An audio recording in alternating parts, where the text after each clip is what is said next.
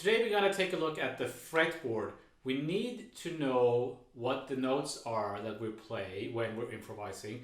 Subconsciously we need to know what the notes are, even if we're not necessarily thinking about them when we're playing.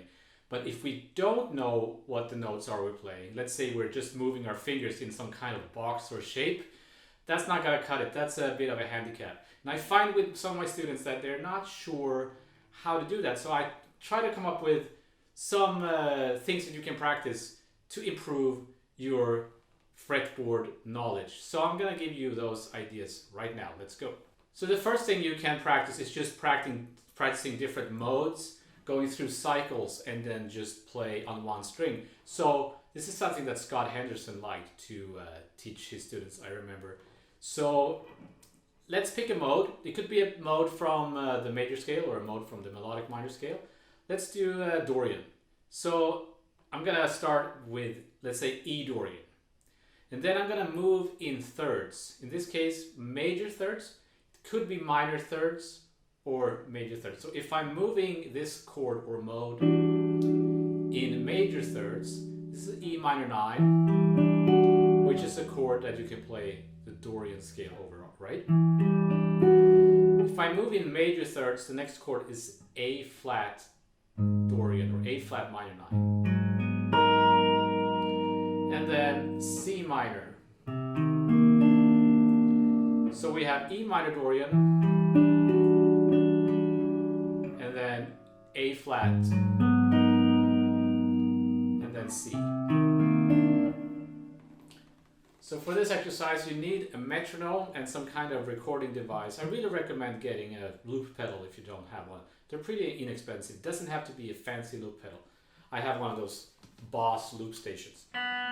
So then pick a reasonable tempo. This is 80 beats per minute. And you want to stay maybe 2 bars on each chord, like this.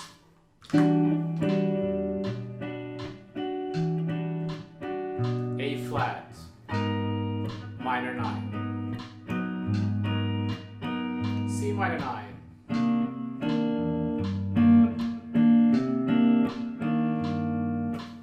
But then we're back, right?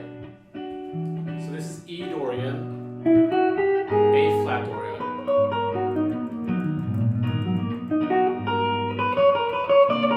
C Dorian,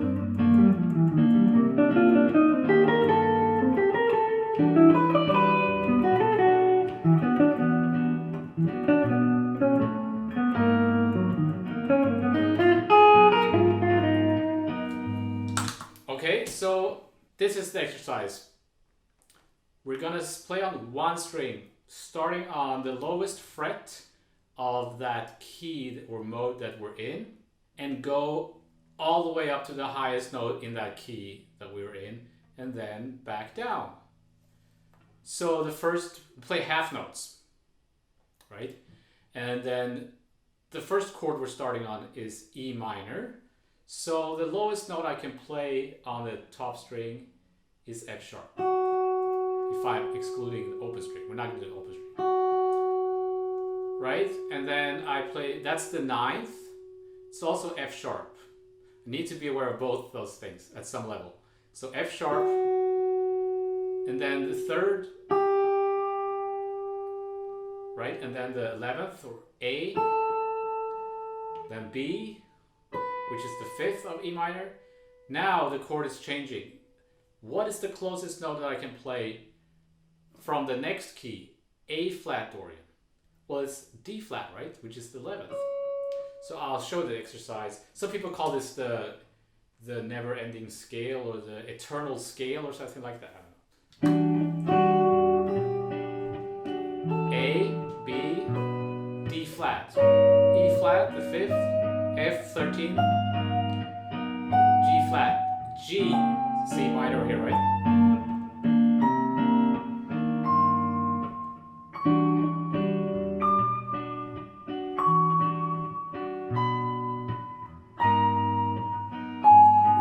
Flat 7, F 13, right?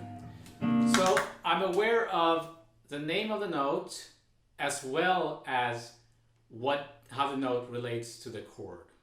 So I'm aware of it. You could say it out loud when you're playing, like say the note name out loud and then do it again, say the extension, like what is it, the root or the third or the ninth or whatever.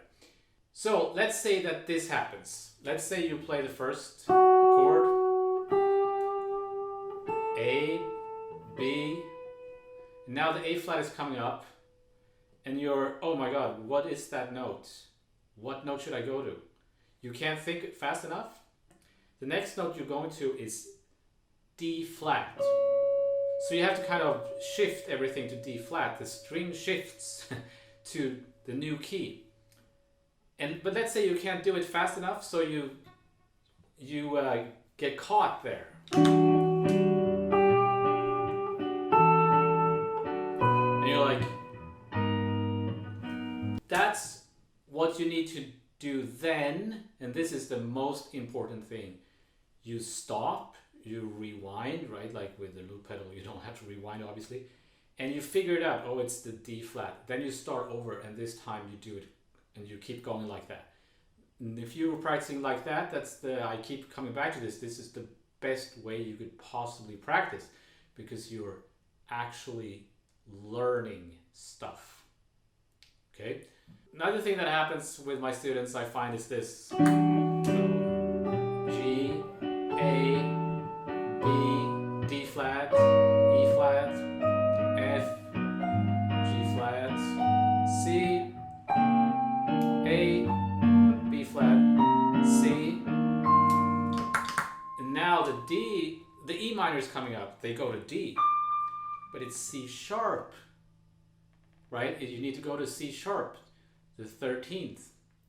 But for some reason we think of the D before we think of the C sharp.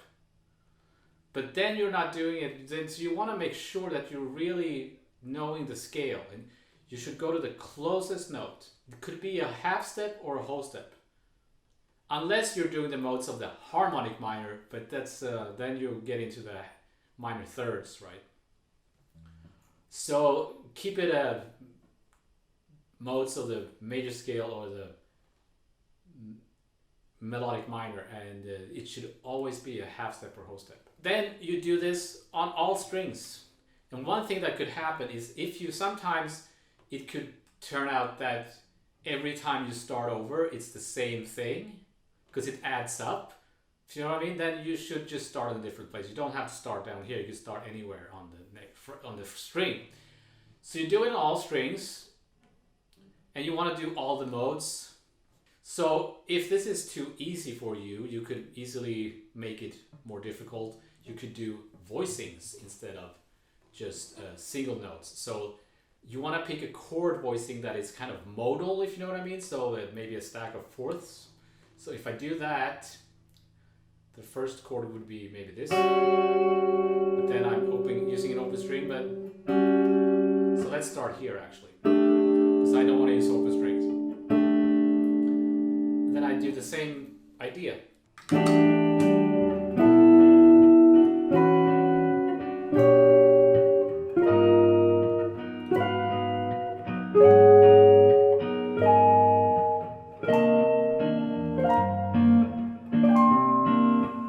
So it gets a little bit ridiculous up here. But it's a really good exercise. So you could pick a stack of fourths or maybe like a cluster voicing, like something like this. That's a second and then a sixth. Because if you play like regular chords like these, it's not, they don't work like modal chords because they give away the harmony too much. So cluster voicings or fourths, something like that. Another way to make it more challenging, I'm gonna get to the techniques that you can use how to learn the fretboard better in a second. I just want to give something to the more advanced players. Pick a more difficult mode. So let's pick major augmented, like Lydian augmented, major 7 sharp 5, right? Like Lydian augmented. So C. So I'm gonna move in major thirds again, but I'm gonna go down. So if I go down, That's A flat major 7 sharp 5 to E major 7 sharp 5. You can do minor thirds too, but let's do major thirds because I like that. I'm gonna try a different feel for this one, so maybe.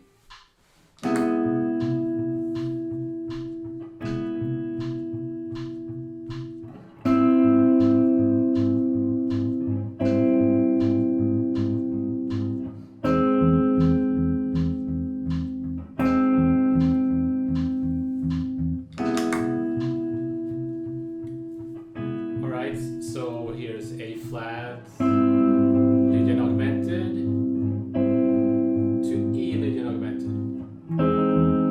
So the first note I start on is F sharp.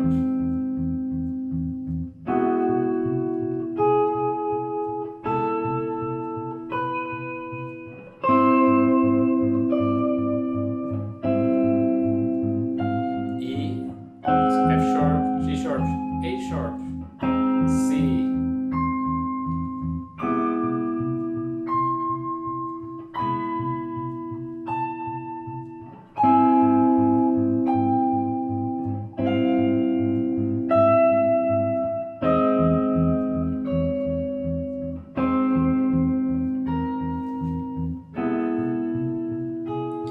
So I'm thinking about it two ways, right? Either I'm thinking about the note names like F sharp, G sharp, A, B, C, D, E,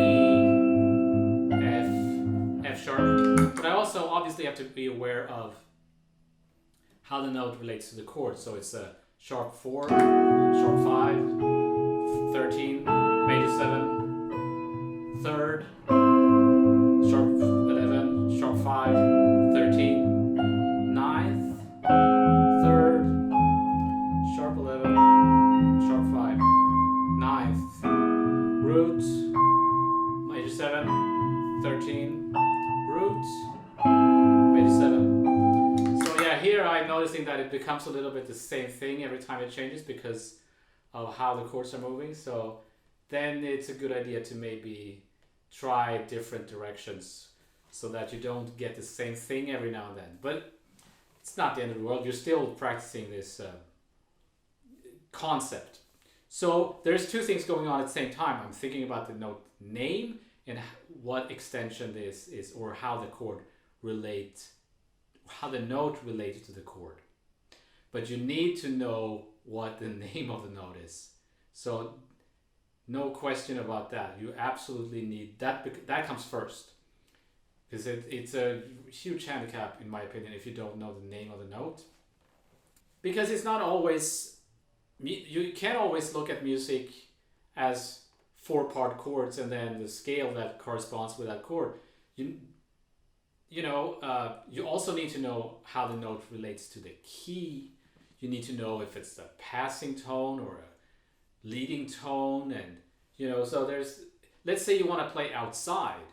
Let's say I'm on an A minor chord and I want to play E flat minor just as an outside thing, then I need to know what the notes are, the names of the notes in that scale. So it's not going to cut it if you only know what the number of that scale degree is. So there was a little bit of a discussion about this in the previous video I made, where in the comment thread. So in my view on these things is that you absolutely need to know the name of the note, and that comes first. That's a basic. So the better you know the basics, it's easier it's going to be to learn all the other stuff then later on, right? Another thing you can do is to pick the chords from a tune. I remember Scott Henderson, he didn't like these kind of made up chord changes. He wanted you to practice chord changes from actual tunes. I think I remember him saying that. And yeah, that's a good point, but I still think it's a good idea to practice these cycles, and you can do both. So for example, a good tune will be 500 Miles High by Shikriya, because you want to find chord changes that are not too diatonic, because if you pick a tune that is just diatonic, then you're just kind of playing one scale. You want to find a tune that has moved through different chord changes. So like Stella by Starlight or something like that. So 500 Miles High, for example, is a good example. So if I take those chords, E minor, G minor,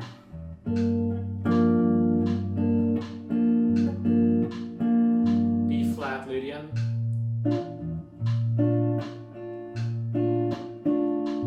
B minor 755, E altered. So I'm gonna play Dorian here and G Dorian to B flat Lydian, which is actually the same thing, to D melodic minor to E altered.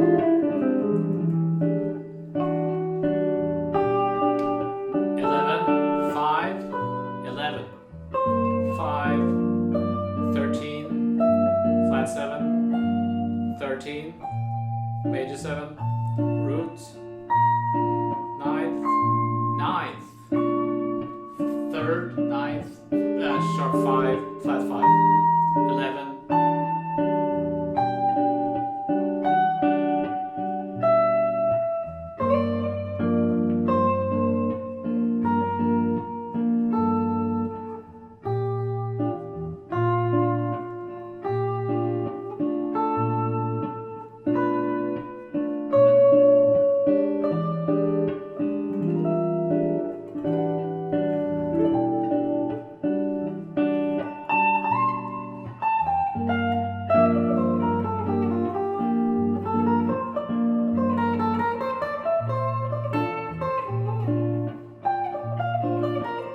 So it's actually a really good idea to practice on one string like that. I'm not the only one talking about that. Like way more famous guitar players than me talk about that. Like Jim Hall talks about playing on one string. John Abercrombie talked about playing on one string. It's a really good idea because you can improvise, but you really need to know what the notes are and how they relate to the chord. And you can't hide behind your scale shapes and fingerings and fast licks or whatever. So yeah, it's a really good thing to practice. So let's say that you are a little bit weak. Perhaps you don't know where the notes are that you're playing. You're just learning scale, finger shapes or whatever. So I'm gonna give you a few ways that you can work on that to improve that. First off, you should play your scales, obviously. But the risk is that we're just learning a shape. But you could say the names out loud, right? So C, D, E, F, G, A, B, C, D, E, F, and go through all the keys. But even when you do that, it tends to you're kind of just going through the motions, and you need to find other ways to help with this. And there's one thing you can do is to play open positions. That might seem like a ridiculous thing, but bear with me. So let's say I play open position C major. So you start on the root, you go up to the highest note in that position, back down, and then back down, and you land on that root again. So then you go through the cycle of fifths. So G, do the same thing.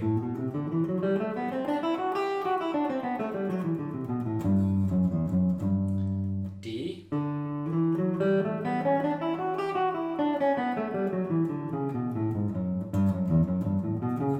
let me do that again.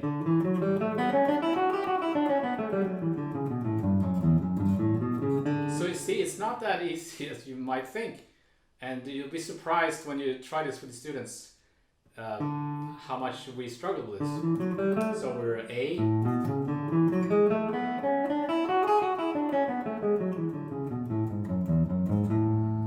and I haven't even gotten to the tricky keys yet, G flat and D flat, right?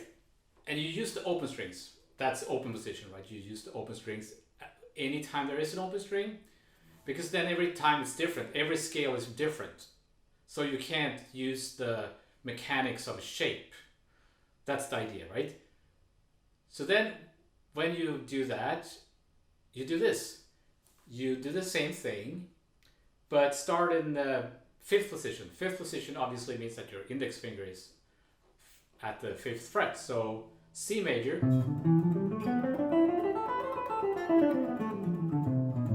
But anytime there's a note that you can play as an open string, you do that. So you get this.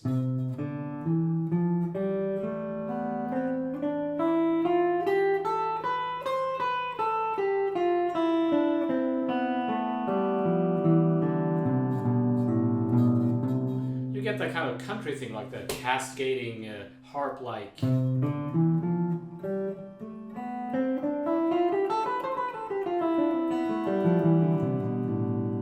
So I can't do it really fast because I'm not a country player and I don't practice this stuff. But it's fun. So you do the same thing with G major.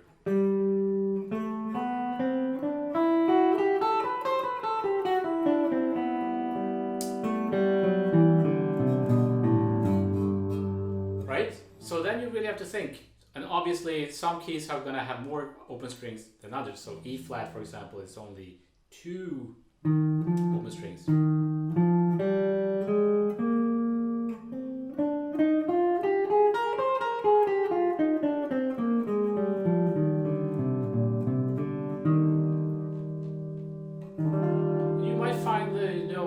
Different ways that you can use the open strings to create cool voicings and sounds that you might not have thought about. So there's more to this exercise than just learning the notes and the names. The idea is that here it doesn't really work to just play finger shapes. You have to really think about what the notes are.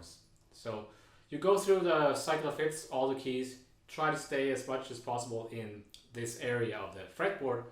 So those are 2 things you could do. You play the open scales and then in a higher position with open strings. A third thing you can do to help you know what notes, where the notes are on your fretboard, might seem like a no-brainer, but that is reading music. So if you don't know how to read music at all, you guitar player, I really, really recommend learning. You don't have to become like a great sight reader who can read anything, like, or classical music with all the fingers, but get some kind of starting, material, like a book.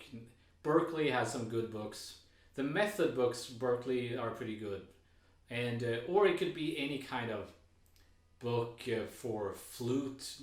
It's like beginner, so you have to kind of lower your standards a little bit if you're an advanced player but you don't know how to read. But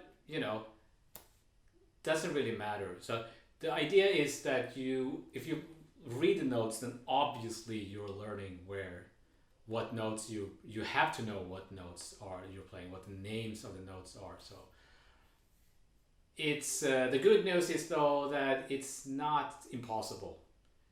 So again, you don't have to become a great sight reader, but just having some kind of understanding of where the notes are on the staff paper and how they relate to your instrument is kind of basic knowledge for any musician. But having said that, I know musicians who can't read at all, but most of the musicians that I know that actually work as musicians, they have some understanding of how to read music. Some of them are excellent readers, others can't read at all. And as somebody pointed out in that comment thread that for one of my earlier videos, there are musicians that totally play by ear. They have no idea what the names of the notes are or how to read or any theory. Even advanced jazz players. Yes, I'm aware of that, and I know some people like that. They play by ear. They're called geniuses, and they probably have perfect pitch. Like Chet Baker, I think, was an ear player. Most likely had perfect pitch. So if you are a Chet Baker, good for you.